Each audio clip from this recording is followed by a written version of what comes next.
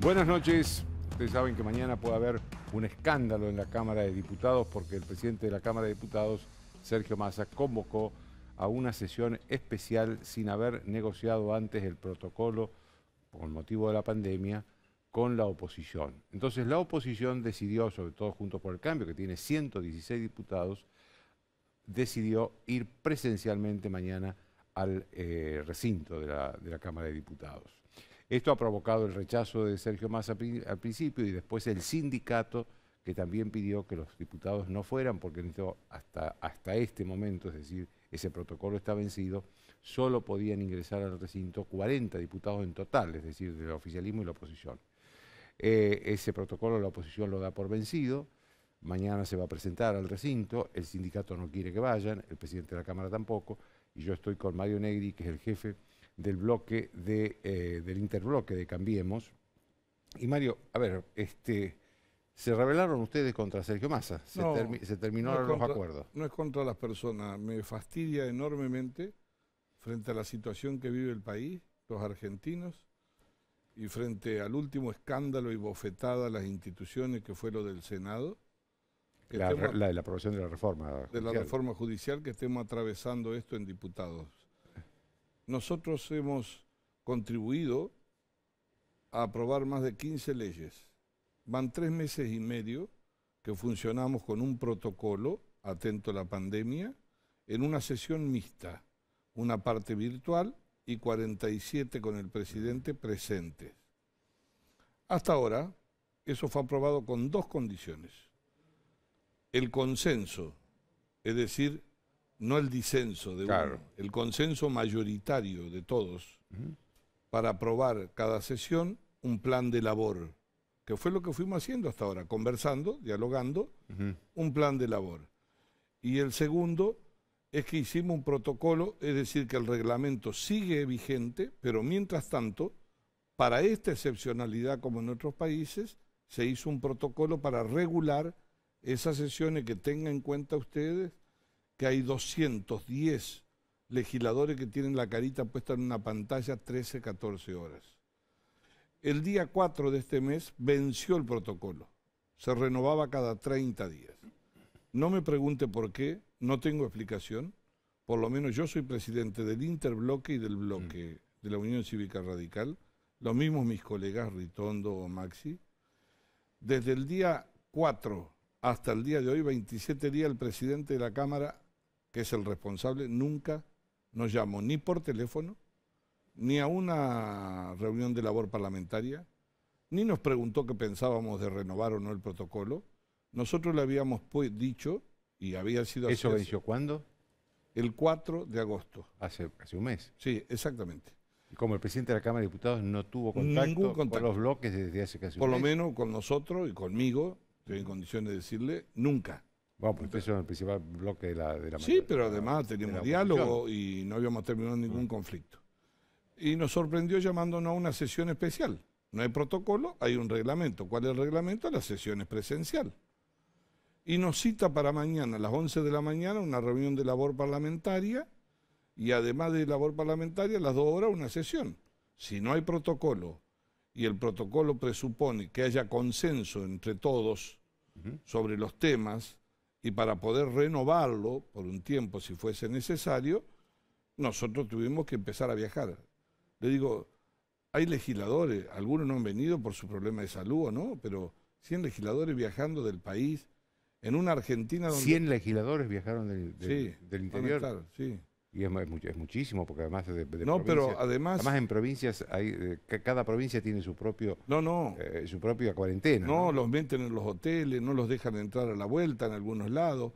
Fíjese usted hoy los contrastes. Hoy vinieron los gobernadores presencialmente a un acto a la Casa de Gobierno. ¿Y harán cuarentena cuando vuelvan? Por ejemplo, el presidente hizo cuarentena después del almuerzo con los Moyanos. Entonces digo, hay que bajar la temperatura. Nosotros no queremos ningún clima ni de guerra ni nada de eso, porque la sociedad está padeciendo enormemente. Pero nosotros somos esenciales, somos legisladores, nos pagan para eso. Y lo que nosotros no queremos es trabajar y queremos que tuviéramos una renovación, si quieren, virtual, sesión por sesión, acordando los temas. Porque ya hay que ir recobrando la normalidad, ya no queda país en el mundo a donde sigan virtualmente los parlamentos. Se van creando protocolos, usted vea lo que pasa. La cuarentena, como dijo el presidente, ya no hay más cuarentena, aumentan los casos, pero hubo que abrirla, porque la gente no daba más, ni la economía. Bueno, ¿por qué no pensar con un protocolo, la distancia social, para que ya vayamos pensando cuándo vamos a tener una sesión presencial? ¿Por qué?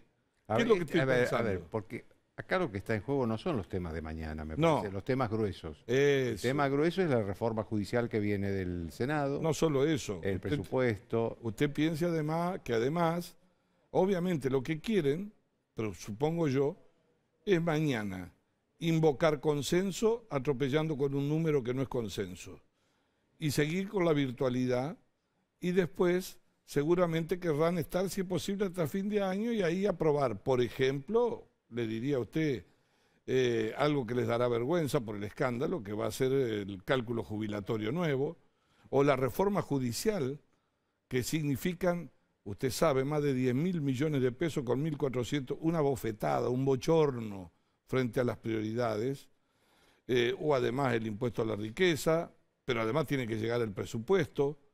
Entonces me parece a mí, y nos llama la atención porque en diputados teníamos un nivel de Bueno, eso convivencia. le iba a preguntar. ¿Cuál es la Mario, razón? porque decían que en diputados Massa había logrado crear un clima mejor que el que creó Cristina Kirchner en el Senado. ¿Esto es así? Debo decirle que teníamos un buen diálogo, obviamente, con momentos de tensión o no, pero partiendo de esta premisa, que nos asiste la razón. Pero ya hay que ir pensando la normalización de las instituciones, porque no vamos a contribuir mejor a la crisis debilitando las instituciones. Después del bochorno de lo que ocurrió en el Senado, ¿qué es lo mínimo que podemos tener nosotros? Cualquiera, es garantía, garantía. El gobierno tiene desordenada... ¿Por qué la habla de prioridad. bochorno, Mario, en el Senado? Bueno, usted piense que con una virome en 20 minutos se inventaron como 500, 600 cargos virtualmente y los iban agregando. Y usted ahí no sabe si le da la palabra, le cortan el micrófono. Claro, porque es Pero- virtual todo. No, y además de eso, como Papá Noel repartían cámaras federales, juzgado para un lado, juzgado para el otro. Eso no ha ocurrido. Yo creo que no leen correctamente lo que está pasando con la sociedad argentina. 3 veces le tocó el timbre la Argentina al presidente para decirle por ahí no. Se equivoca. Ocurrió con Vicentín, ocurrió en otra oportunidad, El 9 ocurrió ahora julio de nuevo. Y el 17 de agosto. Bueno, entonces lo que tiene que hacer el presidente es leer correctamente y en épocas de crisis lo que necesitamos nosotros es un presidente, mire, que tenga templanza, que sea humilde y que además tenga un rumbo, que tenga capacidad de dialogar. Ahora si él baja al barro, a la pelea todos los días. ¿Usted lo ha al visto descrédito. cambiado al presidente en los últimos tiempos? Bueno, yo tenía esperanza, expectativa, pero le digo la verdad, con la reforma judicial, a mí no me sorprende, por ejemplo, la agenda privada de la vicepresidenta, porque su agenda, desde que llegó, es una agenda para resolver su pasado con la justicia. De la peor manera, ¿no? Como sea, de la peor manera, con venganza, con odio, quiere resolver el pasado. Pero eso ya lo sabemos. Ahora, los otros niveles de tensión política los ha metido él. ¿Quién mandó un proyecto de ley de moratoria que todos queríamos apoyar y apoyamos porque necesitaba la gente y en el medio de eso venía un elefante inmenso? Esta es la única Argentina donde a usted lo meten preso por comprar más de $200, o si se juntaba con 10 familiares en el patio aunque pueda ir a un restaurante, y Cristóbal López con 14.000 millones entra en una moratoria metida en un artículo y además se va a salvar de las sanciones penales.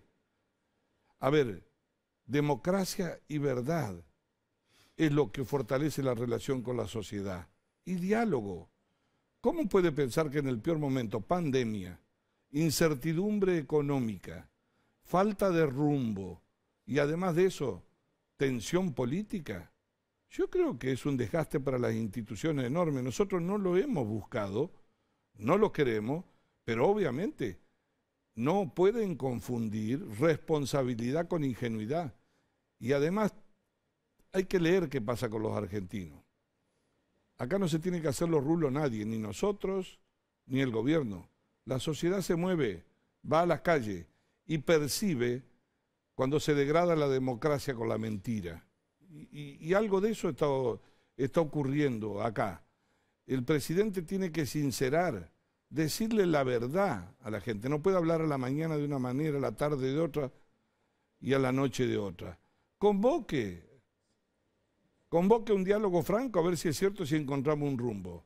A dónde vaya el país, donde uno de cada dos va a ser cada vez más pobre en la Argentina. Mario, déjeme hacerle una pregunta que no quiero que se vaya sin que hablar. No. ¿Cómo ve esto de la reforma judicial en la Cámara de Diputados? No, si se votara hoy no pasa eso. Es imposible. ¿Ustedes reformas no van a aceptar? ¿Reforma judicial? No, digo, modificaciones al proyecto que llegó. No, yo creo que ya a esta altura, como salió del Senado, no hay parche que pueda remendar ese pantalón. Es más, creo que se ha puesto tan en evidencia el remate feria que se hizo de juzgado, de cámaras, que si algún gobernador que se siente republicano, que quiere por lo menos que lo respeten, se cuela en ese andamiaje de manotear algo de eso, lo va a pagar carísimo. El gobierno lo que tendría que haber hecho, yo lo dije hace 2 meses después, también lo dijo Juntos por el Cambio, el presidente, dice que era su obra maestra, retire el proyecto, retire y empiece de cero. Bueno, su obra maestra es la que mandó, pero eso se modificó mucho en el Senado. No, la que mandó ya era muy mala y la que salió la triplicaron, pero además de eso, le puso al lado una comisión donde obviamente lo primero que hizo fue decir, voy a poner a los 2 abogados que a la mañana van a tribunal a defender a la vicepresidenta, que son excelentes técnicamente, y a la tarde hablan de cómo hay que reformar la Corte o no. ¿Cuáles son las prioridades de los argentinos? ¿Tiene idea de qué le está pasando a doña Juana, a don Pedro, con la violencia? A ver, el presidente no debería estar preocupado hoy diciendo que dejen de tomarse los terrenos y las tierras en forma salvaje mientras la ministra mira para un costado en el sur. ¿No estará preocupado hoy? Yo estimo que esta noche debe sentirse muy mal cuando la madre de Facundo no se equivocó en su intuición de madre de que era su hijo. Y hay 30 muertos por violencia institucional en este país. ¿30 en estos tiempos? Entre todas las provincias, sí, por supuesto. 2 en Tucumán, 2 en Córdoba, una chica que murió que no llegó el padre, el otro chico que lo mataron por la espalda, 2 en San Luis, lo de Facundo, y todo vinculado a un clima que rodea este tema del COVID. Entonces, ¿no sería ese el orden de prioridades? Ordenemos, no, deje lo otro para otro lado, salvo que haya otros intereses. Yo creo que con la reforma judicial lo que se hizo fue hacer visible la agenda privada de la justicia. Mire usted, el presidente retiró, como todos los presidentes, pero él retiró 160 pliegos de jueces, funcionarios, magistrados que estaban en el Senado para que le presten acuerdo.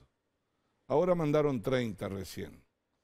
Todos los que sacan son de alguna cámara donde pueda tener algún problema la vicepresidenta.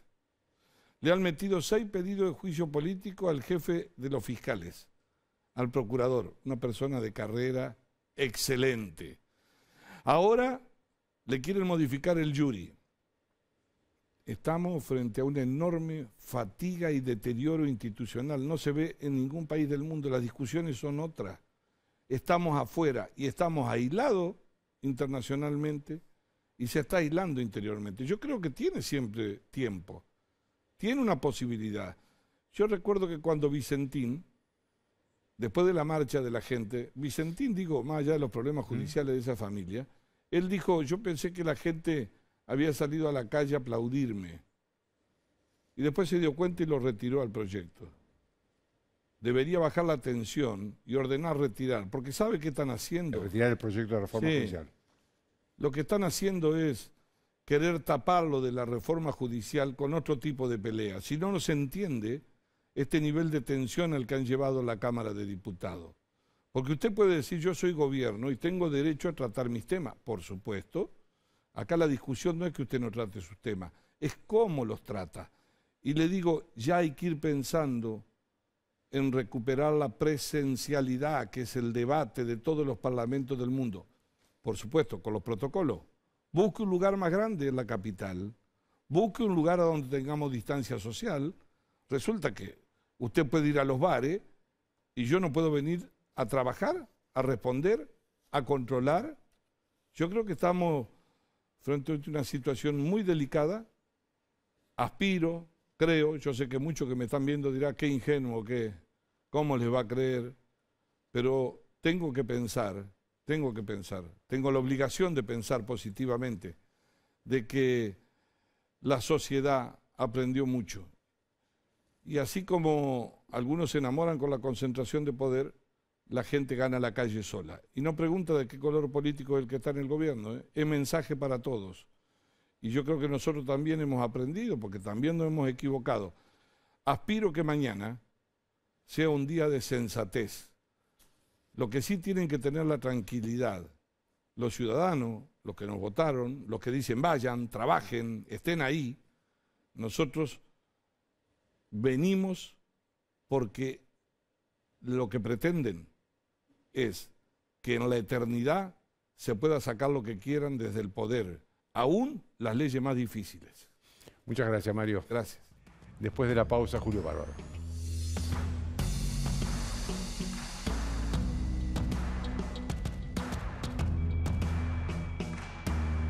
Auspician desde el llano.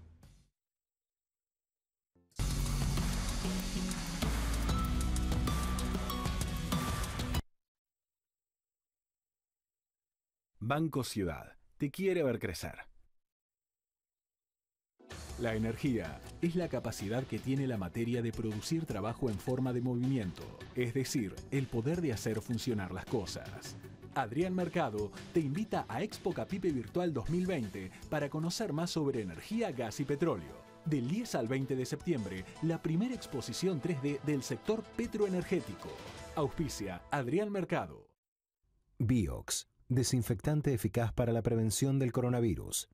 Biogénesis Bagó.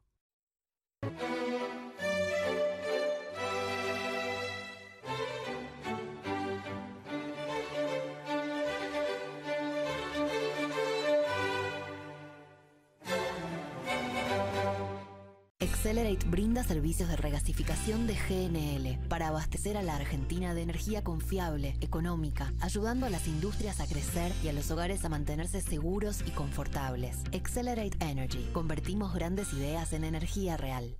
Si tuviste COVID-19, podés ayudar a salvar vidas. Dona tu plasma. Legislatura de la Ciudad Autónoma de Buenos Aires.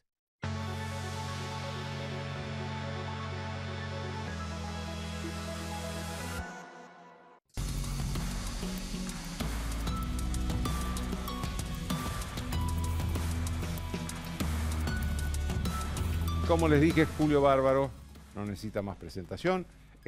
Julio, lo primero que quería preguntarle era lo siguiente. Se está hablando en los últimos días mucho, entre colegas míos y también en la política, de un posible golpe de palacio de Cristina Kirchner contra Alberto Fernández. ¿Esto es posible? No, para mí es absurdo. Ellos, digamos, están unidos en esta historia. Si cayera Alberto, Cristina no tiene con qué sostenerse. Digo, creo que hay una simbiosis imprescindible, no se me ocurre. Es como el golpe de Duhalde, era algo que no podía ser. Me parece que le damos tanta importancia a la diferencia entre Alberto y Cristina que el hecho sería, si aciertan separados o juntos sería genial. Si le erran, no importa. Al momento, Joaquín, yo veo un gobierno que se desinfla, que se desarma frente a la sociedad, que me paso el día escuchando, como usted y como casi todos nosotros, la depresión que acompaña a la mayoría de los argentinos. Depresión que hace 4 meses, 5, 6, era una esperanza. Yo la tenía como esperanza. Hoy, digo, no pueden ser más absurdos en el comportamiento. ¿Y por qué? ¿Por qué Alberto Fernández toma como propia la agenda, que como decía Mario Negri, la agenda de Cristina Kirchner? Y o las prioridades de Cristina. ¿Por qué hace eso? Se han abroquelado todos en Instituto Patria, en la Cámpora, digamos, en lo chiquito. Ellos desde ahí no hubieran ganado la elección, Joaquín. La ganan porque Por eso. la esperanza de Alberto amplía, y usted y yo pensábamos que Alberto iba a ser el Alberto que conocimos.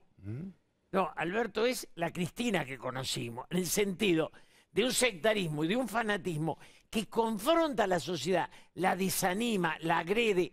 Empezar por la justicia, en una ciudad como la nuestra, donde la angustia económica es desesperante.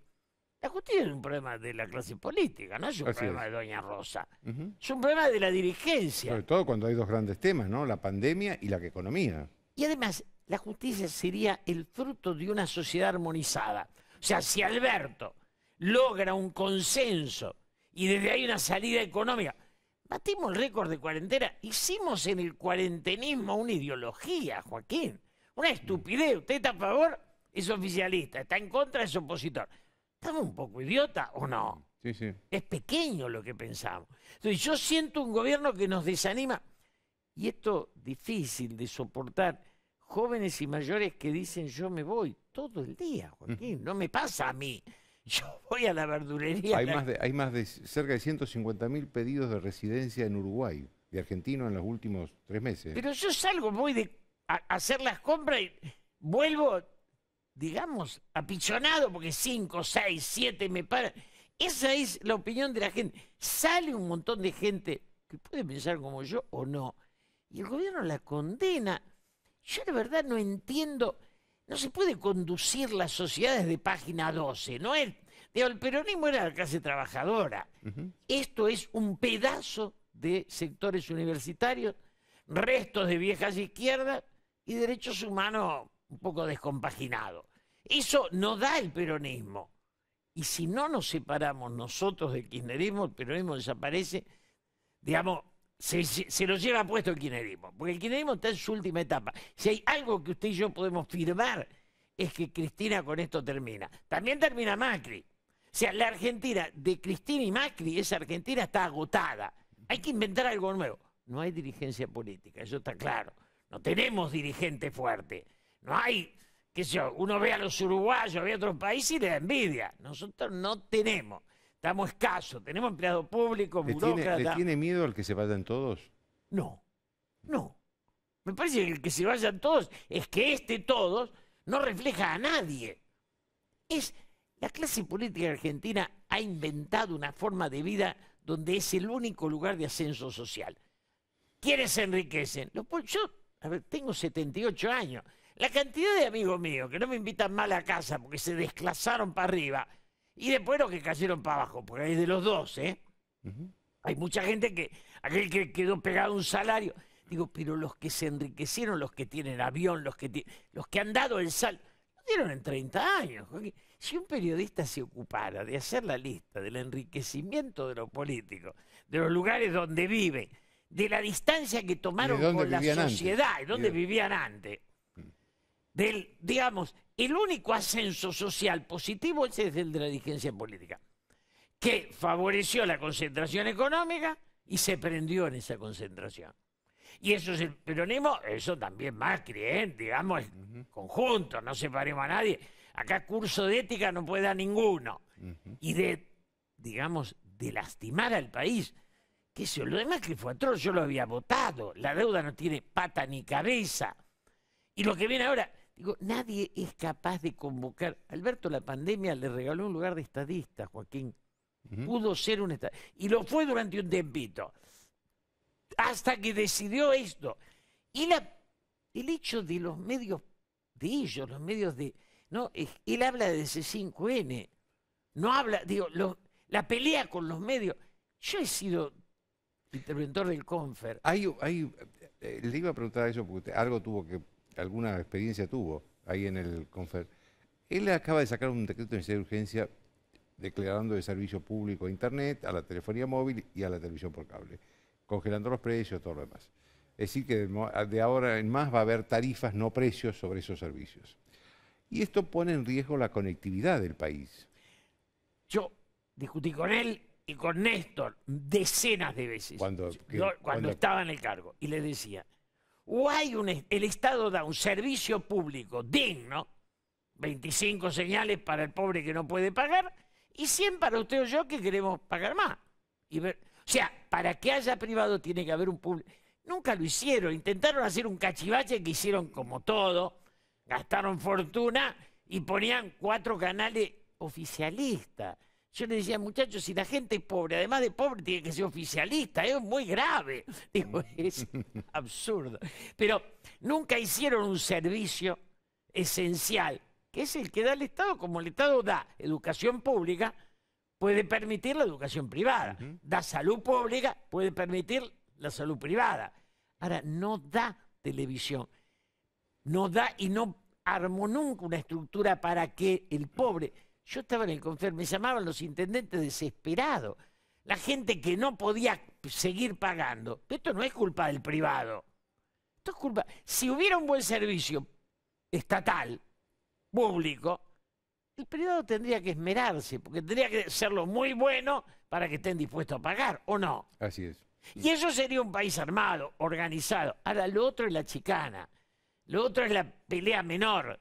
Entonces te agarro y te digo, sos público y te corto acá. Entonces, ¿a cambio de qué? De que me aplaudas. Ahora, pero ese no era el Alberto Fernández anterior al gobierno. Yo, si hay algo de lo que estoy cansado, es de lo que no eran ni son. Porque, digamos, lo único que intenté en mi vida es ser un poquito coherente. Para lo cual no hay que tener cargo. La coherencia se pierde con el cargo.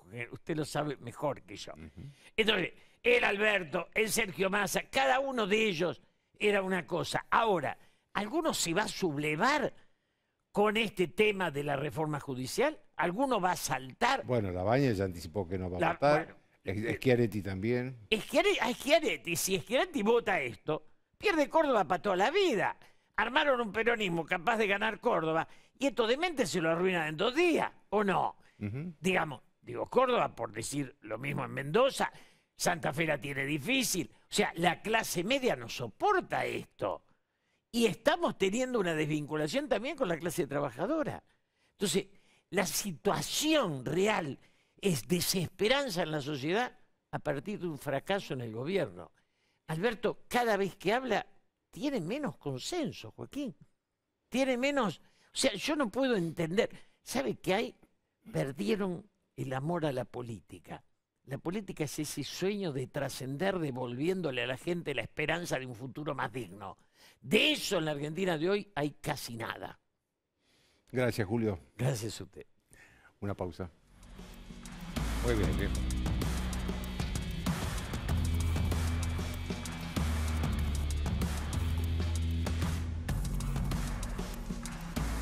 Auspician desde el llano.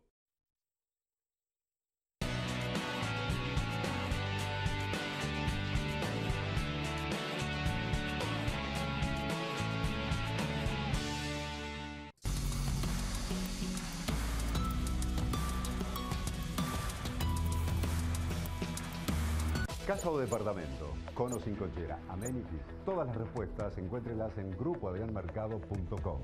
Adrián Mercado, División Residencias, el placer de operar con el que sabe. El Plan Detectar está llegando a cada barrio de la ciudad. Estamos haciendo una búsqueda activa de nuevos casos para identificarlos y resguardarlos. Así, estamos anticipándonos y cortando la cadena de contagio. Cuidarte es cuidarnos. Buenos Aires Ciudad. Donde más golpea la pandemia, Cáritas se organiza para estar más cerca y seguir dando respuesta. Tu aporte es necesario.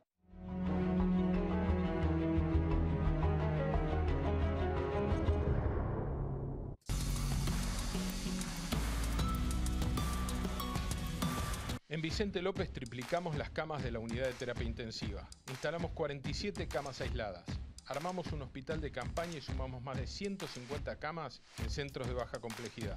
Seguimos trabajando para cuidarte. Grupo Petersen, desde 1920, construyendo el país. Bien, mi colega Carolina Moroso, como todos los lunes, con un tema, a ver, hemos conseguido un buen lugar en un ranking, pero no con una buena noticia. Exactamente, un mal lugar, ¿no? Porque estamos ya con los casos confirmados. En el informe vespertino del día de hoy, la Argentina se ubica entre los 10 países con más casos confirmados de COVID-19 en el mundo. Estamos hablando de que Estamos hablando de la historia, ¿no? Desde que se empezó el COVID, ¿no? Desde que empezó la pandemia. Por supuesto, después podemos relativizar y poner en duda datos de países como Irán, claro, o incluso China, que se ha puesto en duda la información que salía desde allí. Pero independientemente de eso, fíjate vos, Joaquín, que estamos por debajo de España, ¿no? España e Italia, los dos vivieron realmente una situación muy, muy crítica con la explosión de casos, siguen teniendo rebrotes y la Argentina se ubica ya con, mirá la cifra, 417.735 casos acumulados desde el inicio de la pandemia y desde el registro del primer caso de COVID-19 en la Argentina. Por supuesto, hay países que han vivido una situación crítica, sin ir más lejos, al lado nuestro, Brasil, además, con un saldo en términos de muertes muy, muy terrible, cosa que dista mucho de la realidad que tuvo la Argentina, también por la posición que se tomó respecto de la cuarentena temprana. Pero hoy leía un artículo en el Telegraph donde decía básicamente que la política o la gestión de la pandemia meramente con una cuarentena muy estricta, a la luz de los números, incluso epidemiológicamente de la Argentina, ha demostrado ser algo conflictiva cuando es el único foco de la gestión sanitaria. Esto es al menos lo que decía este columnista de Telegraph. Pero lo cierto es que si miramos también el número de fallecidos, Estados Unidos, por supuesto, encabeza este triste ranking con 187.677, pero fíjate vos que la Argentina se ubica en el puesto número 18 de países con más fallecidos por COVID-19 desde el inicio de la pandemia. A ver, acá está por debajo de Canadá en este ranking. A ver, otra de las cosas que ha venido sucediendo, te diría, dos elementos son muy, muy importantes para entender la tendencia o lo que ha sucedido en términos epidemiológicos. Ahora vas a hablar con un experto y sin dudas va a poder indagar un poco más. Yo simplemente te voy a contar los números. En la Argentina hubo un cambio en la tendencia, ¿no? El virus entró por quienes ingresaron desde el exterior, principalmente hacia la ciudad de Buenos Aires. Pero los primeros tiempos fue muy lento. Fue muy lento el crecimiento, sí. Es verdad que también se optó por una cuarentena temprana, ¿no?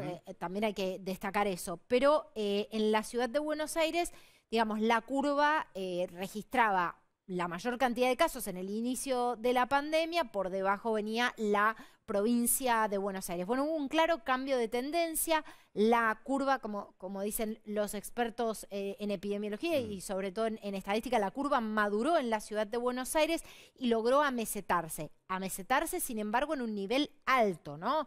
Niveles de 1.300, en estos últimos días estamos viendo 1.300, 1.200 casos. Niveles altos, pero amesetadas, es decir, no registra un crecimiento, no está verticalizada esa curva, que es lo que tanto asusta, sobre todo por la capacidad de respuesta que pueda tener el sistema sanitario. Principalmente, por supuesto, estamos hablando de ese cuello de botella que se arma en los casos más graves y por el cual estamos siempre monitoreando la ocupación, el porcentaje de ocupación de las unidades de terapia intensiva de adulto. A ver, el total de contagios, como te decía, luego esta tendencia inicial varió y mirá la diferencia de la provincia de Buenos Aires. La provincia de Buenos Aires pasó a superar muy ampliamente. Casi triplica la capital, que es la que le sigue, ¿no? Exactamente, pasó a superar muy ampliamente a la ciudad de Buenos Aires en cantidad de casos. Como te decía, el R0, este índice de contagiosidad, a cuántos contagia cada contagiado, es realmente en la ciudad de Buenos Aires una cifra alentadora porque está en 1 e incluso estuvo por debajo de 1. Esto quiere decir que la curva podría llegar a empezar a decrecer. La provincia de Córdoba le sigue, pero atención con provincias que tienen una situación frágil en términos sanitarios. Y acá quiero poner mi atención en Jujuy, que ya acumula 8.418 casos. Y fíjate cómo es dinámico el asunto, que Jujuy fue una provincia que era estricta con respecto a los ingresos, pero que se animó a abrir incluso el turismo interno. Recuerdo un programa Jujuy para jujeños, porque realmente no registraba una situación para nada preocupante en el inicio de la pandemia. Bueno, en muy poco tiempo Jujuy acumuló esta cantidad de casos. Santa Fe con 7.905, la provincia de Mendoza también en una situación difícil, la provincia de Río Negro, y por supuesto también preocupa ver a Chaco en esta situación, porque que haya transmisión comunitaria en una provincia como Chaco, con comunidades con muy difícil acceso al sistema sanitario en general y falta de recursos en este sentido, la verdad es que preocupa y mucho. Hay que decirlo, en la Argentina no es igual la distribución de los recursos del sistema sanitario ni la robustez del sistema sanitario, y esto es justamente lo que alarma cuando uno se pone a ver provincias que están en esta situación. Bueno, después Neuquén, te diría, bueno, Santiago del Estero figura acá, la provincia de Santa Cruz también. ¿Qué te quiero decir con esto y por qué te puse los datos de las provincias, Joaquín? Esto, por supuesto, lo dicen desde el gobierno, lo dicen las autoridades sanitarias. La pandemia se nacionalizó.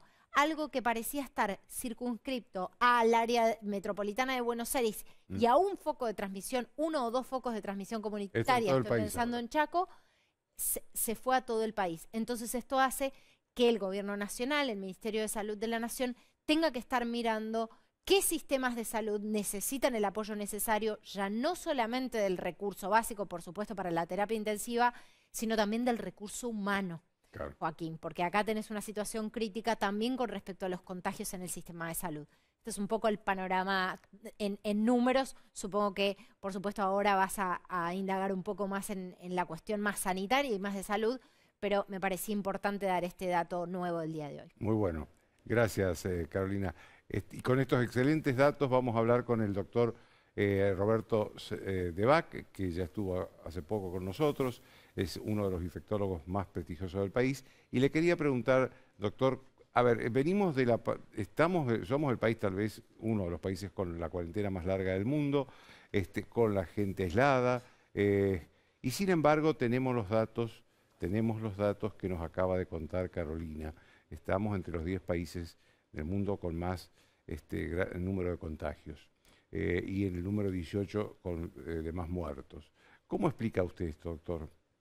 Bueno, buenas noches, gracias por la invitación. Bueno, se explica por la historia natural y la evolución natural que está teniendo la pandemia.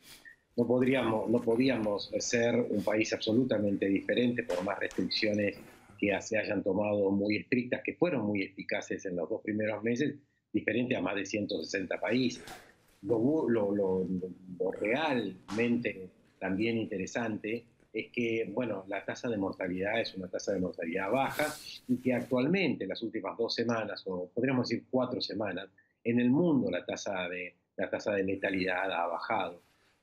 Posiblemente por muchos factores, pero uno de los factores más importantes es que cuando crece la tasa de infección, en la Argentina también, afecta fundamentalmente a los jóvenes, y los jóvenes son los que menos se complican. Pero como ustedes muy bien explicaban, hay 3 escenarios que son, uno menos preocupante, que es el de la ciudad de Buenos Aires, donde ya hace aproximadamente 3 semanas, o un poco más, 3 semanas, que se ha mesetado. Es alta la tasa de casos por día, pero es mucho mejor que haber seguido con un pico en ascenso. Luego la provincia de Buenos Aires, donde sigue preocupando la extensión, podríamos decir que es como una mancha de casos que se van extendiendo. Primero afectó el primer cordón, después se extendió al segundo cordón y ahora está yendo hacia el interior de la provincia. Y esto, los datos lo demuestran, que primero afectó al primer cordón, porque hay 5 intendencias o municipios donde ha sido más afectado inicialmente, como es La Matanza, Merlo, San Martín, Lomas de Zamora y Quilmes, donde en estos momentos no podemos decir que hay un descenso, pero sí también se está viendo una tendencia de estabilidad en la cantidad de casos. Ahora, la cantidad de casos que se diagnostican. Ustedes saben que de todos los casos que se diagnostican, posiblemente hay que multiplicarlo por un coeficiente, un número, que es 10. O sea, por ejemplo, en Matanza hay 35.000 casos documentados. Si lo multiplicamos por ese índice, debe haber personas infectadas entre 350.000 o 400.000 personas, que es aproximadamente el 12 o 14% de la población de Matanza, y a partir de esas cifras son cuando se empiezan a estabilizar. Y el otro problema, como lo decía muy bien Carolina, es la provincia, el interior de la Argentina, donde no podía estar exento de lo que pasó en el resto del mundo. El resto del mundo primero afectó a las urbes y luego empezó a afectarse el interior de los países. Lo que más preocupa en el interior del país es que posiblemente, bueno, no posiblemente, no, esto es una realidad que conoce el interior, conoce que las ciudades del interior, las capitales, tienen sistemas sanitarios adecuados, Pero cuando uno extiende hacia el interior de esa provincia, los sistemas sanitarios se hacen complicados, es más distancias, los pacientes tienen que ser referidos, trasladados, entonces eso puede aumentar la probabilidad de complicaciones. O sea, hay 3 escenarios, y estos 3 escenarios, uno es menos preocupante, pero los otros 2, que es la provincia de Buenos Aires, el segundo cordón hacia el interior, y lo que son las provincias, como nombraban recién, fundamentalmente las provincias donde hay grandes urbes y donde la circulación del virus está tomando... Doctor, déjeme hacer una pregunta. Estamos ya llegando a la primavera, después vendrá el verano. ¿Esto puede ser un aliciente para la pandemia en la Argentina? Bueno, hay datos en el mundo que demuestran que el cambio climático, es decir, de una temporada del calor hacia el invierno, del invierno hacia el calor, no ha modificado. La modificación fundamentalmente está dada en la cantidad de personas infectadas. Si una población se pasa del 10% y empieza a crecer más del 10% de la población que se va infectando, cuando se llega alrededor del 20% de esa población, ahí empieza a estabilizarse la cantidad de casos, porque el virus necesita de otra persona para contagiarse y no todas las personas son susceptibles. Hay ya datos de poblaciones genéticas donde o porque tuvieron algún coronavirus de los anteriores o porque tienen resistencia, se suman a ese 20% de la población y empieza a tener más dificultad del virus para conseguir personas durante el día para contagiar, porque necesita de una persona a otra persona para reproducir y seguir su Doctor, vida. a ver, déjeme hacerle otra pregunta. Yo he visto casos muy contradictorios, ¿no? Gente, por ejemplo, que en 10, 15 días lo ha superado al coronavirus al COVID, y otra gente que está un mes y medio, 2 meses, y otros que han muerto. ¿Por qué es tan contradictorio el efecto de este virus en las personas? Bueno, hay muchas variables. Por ejemplo, una de las variables es por qué se infectan más los varones que las mujeres. Y si esos varones tienen más de 70 años, tienen más probabilidad de complicación. Los varones se infectan más porque tienen una respuesta inflamatoria mayor. Esto ya está bien descrito. Y las mujeres tienen un sistema inmunitario, que una fracción de su sistema inmunitario es más resistente a la complicación. Pero también hay otros factores, como es la cantidad de virus que se recibe. Algunas veces uno ve pacientes jóvenes que no tendrían que complicarse, pero se complican porque reciben una cantidad de virus que ingresa a su organismo, que se replique, por lo tanto lo que se llama la carga viral es mayor. Esto pasa en los convivientes cercanos, las parejas, donde la carga del virus se transmite con más frecuencia. Y después hay otras variables que tienen que ver con los factores de riesgo de las personas. Personas que, como ustedes saben, los diabéticos, los hipertensos, los cardiovasculares, tienen una respuesta inflamatoria mayor, obtienen una misma respuesta inflamatoria, pero su respuesta cardiovascular o pulmonar es deficiente y entonces eso lo hace complicar. Y más allá de todo esto, el virus tiene algo que se llaman linajes. Es decir, el virus tiene un mismo apellido que es coronavirus, pero podríamos decir que hay algunos que tienen un nombre diferente, porque tienen alguna sección de su genética que es algo diferente. Entonces, hay algunos que producen más síndrome, por ejemplo, de pérdida del olfato y del gusto y fiebre nada más, otros que tienen síndrome pulmonar, gripal, más compromiso pulmonar, por ejemplo, terminan en neumonía, u otros pacientes que generalmente son personas mayores, tienen fiebre, síndrome gripal y confusión, y otras personas que tienen cuadros de síndrome gripal, que uno le dice que es fiebre y decaimiento, dolor de cuerpo y asociado a un síndrome gastrointestinal como diarrea, dolor abdominal. También eso depende también de lo que es los linajes, este mismo apellido, pero con algo diferente en su estructura. Le hago una última pregunta y le ruego, doctor, que sea un poquito corto en su respuesta. Se anunció la vacuna. Ahora, yo lo que le quería preguntar es desde el punto de vista científico. ¿La vacuna significará cuando esté lista y se esté vacunando, significará el 100% de protección sobre el virus para quien se haya colocado la vacuna? Pues posiblemente no sea el 100% de efectiva. Las vacunas que existen la media docena vacunas que están en la última etapa. Hoy se sabe que la FDA, el Centro Regulador de Medicamentos y de Alimentos de los Estados Unidos, va a hacer lo que se llama un fast track, es decir, una aprobación rápida después de tener los resultados en el mes de posiblemente a mediados de noviembre. Pero todas las vacunas, la mayoría de las vacunas que uno recibe no son 100% efectivas, pero que sea más del 70% de efectiva y que sea segura es la única solución para controlar esta pandemia. Le agradezco muchísimo, doctor. Que tenga usted muy buenas noches. Gracias por la invitación. Una pausa.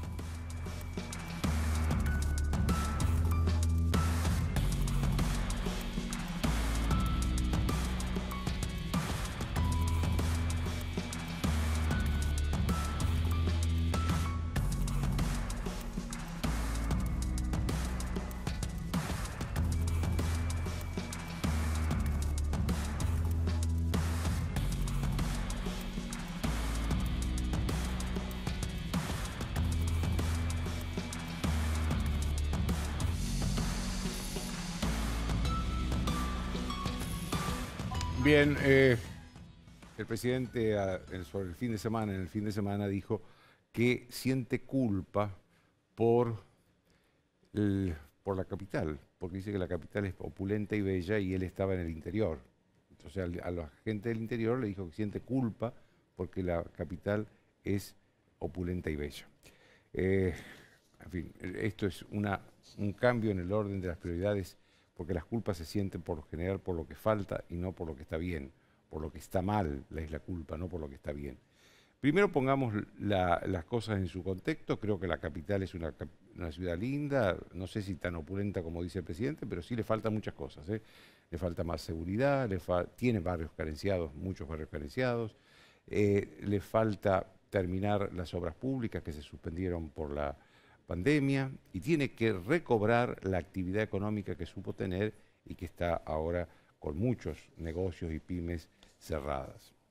Yo creo que lo que Alberto debió decir era que el peronismo necesita una autocrítica con qué pasa, con lo que le pasa a la Argentina. Necesita una autocrítica. La mayoría de las provincias del interior, la inmensa mayoría de las provincias del interior, fueron gobernadas por peronistas en los últimos 37 años de vida democrática. Es decir, que si el interior está mal, no es culpa de que la capital está bien, sino de que los gobernantes fueron malos. A todo esto hay que decir también, para poner las cosas en un contexto internacional, porque si no estamos mirándonos el ombligo todo el tiempo, que salvo algunas excepciones, por lo general la capital de los países son las más bellas y las más, digamos, opulentas, en el sentido que lo dijo el presidente. Hay excepciones. En Estados Unidos, por ejemplo, Nueva York no es la capital de Estados Unidos, es Washington, y sin embargo Nueva York es mucho más linda y más opulenta que Estados Unidos. En Brasil, Sao Paulo, Río de Janeiro, son mucho más lindas que Brasilia, que es una ciudad nueva.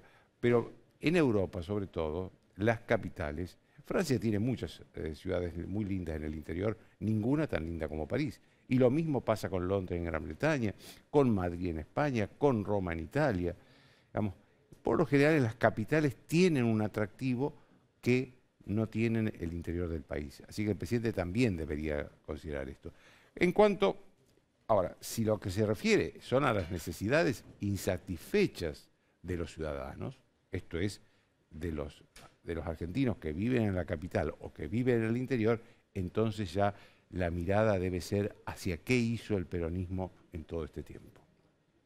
Porque la verdad que la capital es el único distrito que desde que se elige jefe de gobierno, nunca gobernó el peronismo clásico, ¿no? Gobernó un aliado del peronismo que fue Aníbal Ibarra, pero no un peronismo clásico. Nunca, siempre perdió la elección. Y en las provincias, en cambio, como les decía, la mayoría son peronistas.